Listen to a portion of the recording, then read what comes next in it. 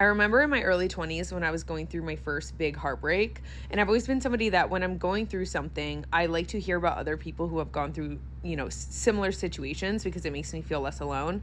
But this was prior to TikTok and things like that. And so what I would do to make myself feel better is I would read people's blogs about heartbreak or go into like forums where people were sharing their personal stories about heartbreak. And for some reason, it just made me feel less alone in those moments to be like, oh my gosh, see, all of these people feel the same way I do, right?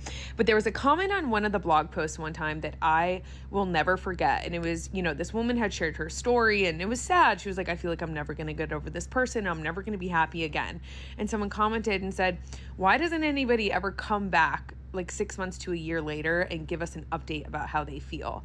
And another person replied to that comment and said, because like most people, they've moved on and are happy and they do not feel the need to come revisit this wound.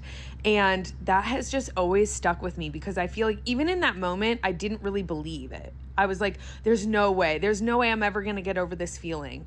And then it happens and you really do get over it, even when you think that you never will. So if you're ever in that situation where you're like, I'm going to be the one person in the world who never moves on, you will move on and you will be happy, probably sooner than you think you will.